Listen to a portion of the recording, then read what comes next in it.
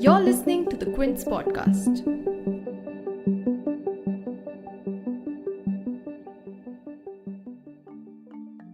The deference of the Delhi civic polls has left the Aam Aadmi Party-led Delhi government at loggerheads with the BJP-led Centre. At the heart of this delay is the Delhi Municipal Corporation Amendment Bill that seeks to merge the North, East and South Delhi Municipal Corporations. This bill was introduced in the Lok Sabha by Union Minister of State for Home Affairs Nityanand Rai, who said it would make the MCD a quote-unquote single, integrated and well-equipped entity. However, the Delhi government, along with several opposition parties, have been vehemently opposed to it, calling it an unconstitutional move. What has been particularly irking the Delhi government is that the bill also appears to strip the Delhi government of authority when it comes to a lot of big decision-making processes around the unified MCD. The Delhi government even accused the BJP of quote-unquote murdering democracy. But why does the centre want to unify Delhi municipality? What is the administrative significance behind it all? And is there any political significance in the move? We deep dive into this issue today with our guest Aditya Menon, the Quint's political editor, and Milind Maske, director of Praja Foundation, which is a non-profit that works towards enabling accountable governance. You're tuned in to The Big Story, the podcast where we dissect the headline-making news for you. I'm your host, Shalbri.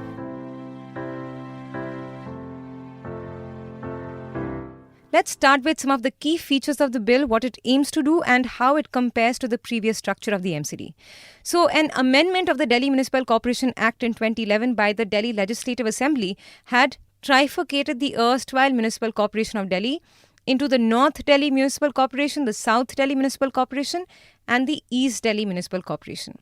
And the current bill seeks to undo that move by unifying the municipal corporations. Commenting on the bill, BJP State President Adesh Gupta has said that the reunification of corporations will help make them more efficient and enable timely disbursal of salaries. Accusing the Delhi government of withholding funds meant for civic bodies, he said that the Aam Aadmi Party had left municipal corporations damaged to serve their political interest. But before we talk about what the unification will mean, let's look at what the trifurcation had done. Now, the trifurcation was done under the Congress-led Sheila Dikshit government in Delhi. But what have been the implications of that move on the administrative functioning of the municipal corporations over the last decade? Well, Milind Maske explains that presence of multiple agencies and overlapping functions came in the way of good governance and good service. He also says that the move resulted in the unequal distribution of property tax collection, which in turn resulted in poor revenue generation. First of all, what happened because of the trifurcation was that you had to create three different posts, let's say, for any kind of position. Mm-hmm. So, let's say, education or something like education officer or health officer. That created a little more burden on the entire work of these three new corporations, because you have to account for those many people. The number of people may not have increased that much, but then the seniority and all that increased. With that, you have to actually have three head offices. Right, so again, that there's an implication on the infrastructure. So the establishment expenses definitely went up. You have to have separate contracts with for AMCs, for example, the website. I mean, earlier you just had one IT provider. Now you had to have three IT contracts. Right. Okay, so those kind of things increase, and then of course when it happened, we did a case of East Delhi Municipal Corporation, where you had these hospitals and officials who were transferred, but there was no revenue really coming in that area. So it always got affected by it, and it had to a greater extent a lower socioeconomic kind of profile. So they actually needed a lot more services, and which they were not getting it. Two of the corporations got more wards. South Delhi ended up being quite wealthy. North Delhi wasn't. So did it bring about that inequality?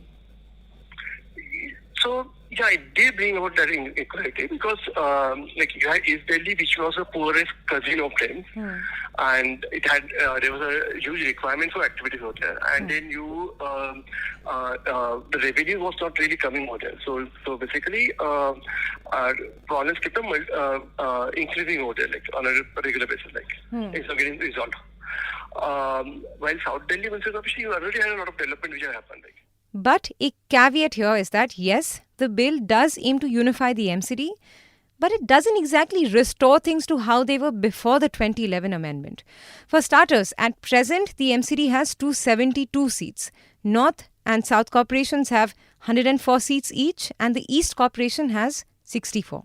But the bill states that the total number of seats in the new corporation should not be more than 250. The civic polls were supposed to be held around April 2022 initially, but because this proposal to revise the number of seats will lead to a delimitation exercise, now the polls are likely to be pushed back by months at least. A report on Hindustan Time points out that the last time Delhi's municipal ward boundaries were redrawn between 2016 and 17, the entire process took 16 months. And that's where the contention between the Delhi government and the centre begins, with the Aam Aadmi Party claiming that the whole process is pointless and is solely intended towards delaying the elections. The bill allows the central government to appoint a special officer to exercise powers of the corporation until the first meeting of the corporation is held after the commencement of the bill. And the third key feature that has rattled the Delhi government is that it curtails its powers to decide on various matters pertaining to the MCD. According to resource provided by the PRS legislative, the 2011 amendment had empowered the Delhi government to decide on issues like the total number of seats of councillors and the reservation for members of the scheduled castes, division of the area of corporations into zones and wards, delimitation of wards, salary and allowances, sanctioning suits for compensation against the commissioner for loss or waste or misapplication of municipal fund or property, etc. But the bill empowers the central government to decide on these matters now. So having said all that, the question that comes up here is that will this mean better administration? Will this move help the Aam Janta of Delhi? Will this mean better water supply, better drainage, better maintenance of public spaces like parks and roads, etc.? Mr. Mahaske says that it's not going to change everything, but he looks at it as an opportunity for the Delhi Municipal Corporation to have a fresh start. There's an entire construct of local government and why they should be there. Which is like, let's say 2 or 3 facets of it. Like one is of course the administrative facet, then you have like a legislative and a political executive which is there, and you have citizen services like, or rather, there's a financial implication also like out there, like a fiscal management of it. When it comes to Indian context, like our urban governments are not really governments; they are more of an administrative body. So the power really lies with the commissioner, not with the political executive. Okay, so that's a fact of it. Like having said that, of course, you could even in a certain construct, a lot could be done by political executives as well. Like. So not everything is going to get solved for. Also, we are not transferred, like the 74th Amendment spoke of about our 18 functions. Now, that list could be added, modified, deleted. You could have your own opinion about that 74th Amendment. But there was a thing about transferring certain functions and funds. Now, we are not transferred those functions at all. Like, but in the northern part of our country, most of the city governments do not have access to water. Do not control the water function, but the function is controlled by the state government. Jal boards bane hue hai, basically. Like. So that's something which we need to address. Like, if you are really talking seriously about unification, then we need to make sure that at least the 74th Amendment, not just in letter spirit, not just on paper, but in letter spirit has to be implemented. Like. All these functions should be transferred, adequate functions should be transferred, and then funds should come at in a certain manner, like certain formula-based manner. Like. So if there are fiscal transfers to happen, the fiscal transfers should happen in a formula-based manner, like from SFCs and CFCs. If there are certain charges and taxes which the city government should be levying, they should be given full power to levy it. Like. We should look it from that perspective. Now, because of unification, I think this is an opportunity. Where we could actually build a city government which is one of the best in the country, which is much more empowered than our other city governments. If we are able to really make the political executive, like empower the political executive, and make sure the mayor is the real head of the government, and not just a ceremonial head, then that would be very beneficial. Like. At a city level, you should have only one government body. You can't have multiple authorities function. It creates a huge problem. Even now in Delhi, you have like the road is managed by all the 3 governments. Like. Right.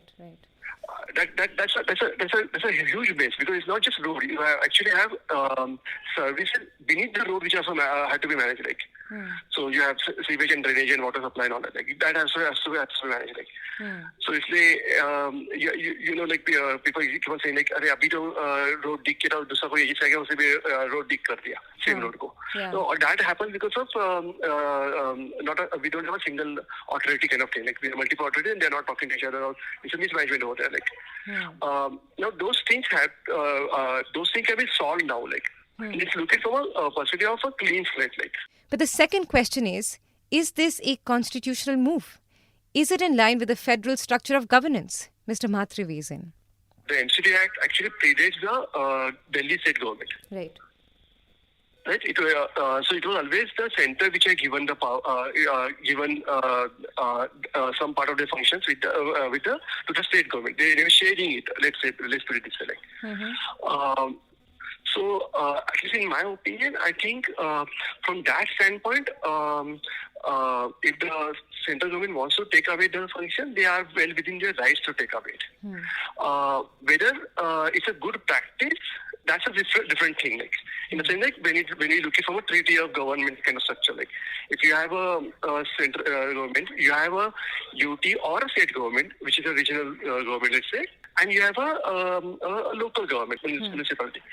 If you have that kind of structure, then you need to draw some line where the central government is not going to get involved into the working of the municipal corporation. Like, it should be the the regional government which should be managing it. Okay, having established that the state government is a new entity which has come into place. MCD was always controlled by you and all that stuff by the central government. I would still argue that from a principle of governance, if you have an intermediary government, a regional government, that they should have certain control over central independent control over the working of the local government. If that is not the case, then it kind of defies why you even have this 3 tiers. Like, you might actually probably have just 2 tiers. Like, I understand. What they could do is like to strike a balance. Is like define it very clearly. कि third tier क्या करेगा? मतलब like local government क्या करेगा? State government या UT government जो है वो उनके लिए क्या करेगा? Because it's a UT, so let's say यहाँ का UT है तो central government will probably play a little more important role. So anyway, the land is controlled to a greater extent by AG office and town planning is done over there. Like, I mean, by DDA. So आप anyway control कर रहे हो तो उसी तरह कुछ तो एक define कर दीजिए कि तीनों के पास क्या रहेगा and then make everybody aware of it. It can't happen because you're in a position of supremacy. You can't just bulldoze it this way. Like. But there may be a political aspect of this move as well. That is the question of what is the BJP hoping to get out of this. While the Sheila Dikshit government had justified the trifurcation process as an exercise to decentralize the MCD, Aditya explains that there was also a political aim behind it. When Sheila Dikshit trifurcated the MCD, it had 2 broad political aims. One was to muddy the waters for her principal opposition, which at that time was the Bharatiya Janata Party. The second was also to show the Delhi MCD and the BJP who's boss in the city. She was at that time a 3-time chief minister, the tallest leader that Delhi had seen. But despite all that, she was still the chief minister of a half state. So this was her way of asserting that despite being a chief minister of a half state, she could arbitrarily one night decide to divide the entire municipal corporation into 3 parts, and that the BJP, which controlled the corporation, could do nothing about it. But if the MCD has already been a BJP bastion for years now, how could unifying it further help the party politically? The motivations of the BJP in unifying the MCD is similar to Sheila Dikshit's motivations to trifurcate it. In that sense that the BJP wants to show Arvind Kejriwal who is boss in Delhi and who calls the shots in the National Capital Territory. So currently Kejriwal is the Chief Minister of Delhi. He has won 2 very big majorities.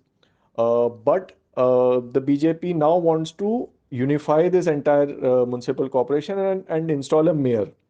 Now, Kejriwal would still be higher in stature if he controls a city state in which there are three municipal corporations. But now there will be a mayor who will have his own domain of authority, and Kejriwal will have his. There are many areas which the mayor can control, which Kejriwal cannot, and the BJP is further trying to increase the municipal corporations domain and reduce that of the Delhi government. So in that sense, it is BJP's way of putting Arvind Kejriwal in his place, both because of the power he wields in Delhi as well as his emergence as a possible challenger in national politics. The second reason is, of course, the delimitation exercise. Now, the BJP has consistently used this entire delimitation exercise to delay elections in Jammu and Kashmir.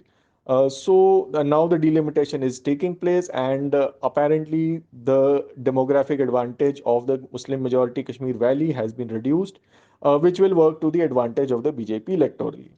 One doesn't know what it will do in Delhi in terms of dividing the wards, but what is clear is that it will definitely delay elections if this delimitation exercise is started.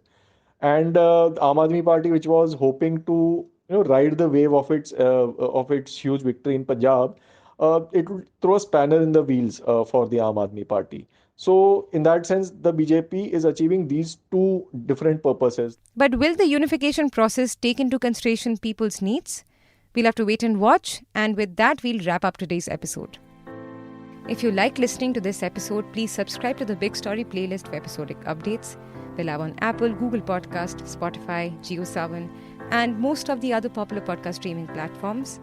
For other podcasts, please log on to the Quint website and check out the podcast section. For any feedback, shoot an email to podcasts@thequint.com.